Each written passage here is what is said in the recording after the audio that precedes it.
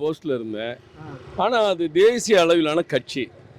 இப்போ தலைவர் திரு அண்ணாமலை அவர்கள் இந்த மாநிலத்துக்கு மண் சார்ந்த உரிமைகளை மீட்பதிலும் அந்த தமிழக உரிமைகளை காப்பதிலும் நான் முதன்மையாக பணியாற்றுவேன்னு சொல்லியிருக்கிறாரு. தேசிய அளவில் கட்சியில் இருந்தாலும் தமிழ் மாநில உரிமை தான் நமக்கு முக்கியம்னு அண்ணாமலை அவர்கள் பின்ன நாங்கள் அணிவகுத்து நிற்கிறோம். அப்போ தேசிய கட்சி ஆட்சியில் இருக்கு, இருந்தாலும் செய்ய முடியலன்ற வருத்தங்கள் இருக்குன்னு தான் நீங்க பாக்குறீங்க. பல சர்ச்சைகள் அண்ணாமலை பொள்ளாச்சி முதல் மாநாடு பேசியதிலிருந்து பாஜகவிலிருந்து சில தலைவர்கள் பேசுறாங்க.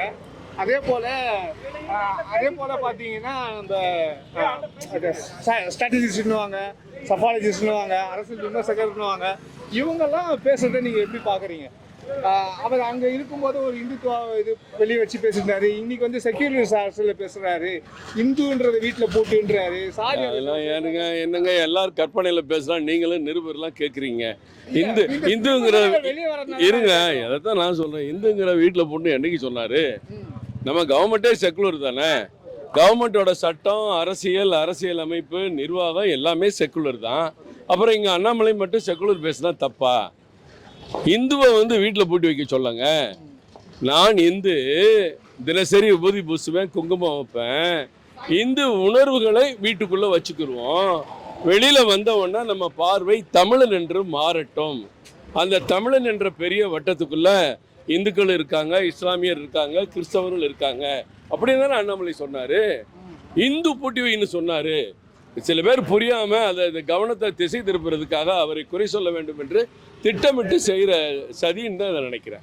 திருவிழாவும் தான் நடக்குது, ஆனால் சித்திரை திருவிழா பெருசாக இருக்குல்ல, அந்த மாதிரி எல்லாம் நடத்துகிறாங்க. ஆனால் அண்ணாமலை அவர்கள் வந்து நடத்தின பிறகுதான் என்னடா இஃப்தார் நோம்ப பிஜேபி நடத்துகிறாங்களே, கிறிஸ்துமஸ் விழாவை பிஜேபி நடத்துகிறாங்களேன்னு அப்புறம் தானங்க தெரிஞ்சது. நடத்துறதுல வித்தியாசம் இருக்குல்லங்க.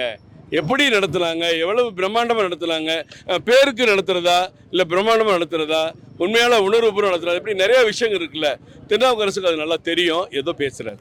அதே போல இந்த மாதிரி ஒரு கூட்டங்கள் இப்ப நடத்துறீங்க, அடுத்து வாக்கு அண்ணாமலையில 1 லட்சம் பேர் சேரணும், கூட்டங்களை சேருங்க அப்படின்னு சொல்லி இப்பதான் நீங்க சொன்னீங்க. RSS கோர்வையில வந்திருக்காரு, பாஜகவால உள்ள தமிழகத்தில் நுழைய முடியலன்னா அண்ணாமலை மூலமா இப்ப நுழைய. இதெல்லாம் என்னமோ நடக்க முடியாதவன் சித்தப்பா வீட்டில் பொண்ணு கேட்டான்னு ஒரு பழமொழி சொல்லுவாங்க. ஏதாவது குறை சொல்ல முடியாதவங்க ஒன்று சொல்லணும்னு சொல்றாங்க, அவ்வளவுதான். RSS இயக்கம் எந்த மதத்துக்கும் எதிரான இயக்கம் இல்லைன்னு அவங்க தலைவர்களே மோகன் பகவத் பலமுறை சொல்லியிருக்காரு.